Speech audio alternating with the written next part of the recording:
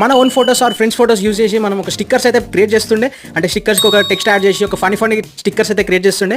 కానీ third party app usage చేస్తుండే. కానీ ఇప్పుడైతే వాట్సాప్లోనే ఆ ఫీచర్ ఉంది. ఇప్పుడు ఆ స్మైల్ ఇమోజీ ఉంటుంది కదా టెక్స్ట్ చేస్తున్నప్పుడు, ఆ స్మైల్ ఇమోజీ మీద క్లిక్ చేస్తే సైడ్కి అక్కడ నుంచి మనకి స్టిక్కర్ ఆప్షన్స్కి వెళ్తే స్టిక్కర్ ఆప్షన్స్లో మనకి క్రియేట్ ఆప్షన్ కనిపిస్తుంది. ఆ ఆప్షన్ మీద క్లిక్ చేసినప్పుడు మనకు కావాల్సిన ఫోటోస్ అనేది సెలెక్ట్ చేసుకోవచ్చు.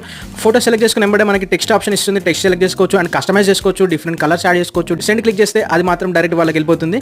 అండ్ నెక్స్ట్ ఫీచర్ ఏంటంటే వాట్సాప్లో ఇప్పుడు మనం స్టేటస్ లైక్ కూడా చేయొచ్చు. జస్ట్ లైక్ ఇన్స్టాగ్రామ్లో లైక్ ఎలా వేసాం హార్ట్ షేప్ ఉంటుంది కదా, అలానే మనం వాట్సాప్లో స్టేటస్ వేరే వాళ్ళ స్టేటస్కి, అంటే మన ఫ్రెండ్స్ ఆర్ ఫ్యామిలీ ఎవరైనా స్టేటస్కి లైక్ అనేది కొట్టొచ్చు. ఇక్కడ కింద మనకి లైక్ చూపిస్తుంది కదా ఈ పిక్చర్లో ఉన్నట్టు, అలా చేయొచ్చు.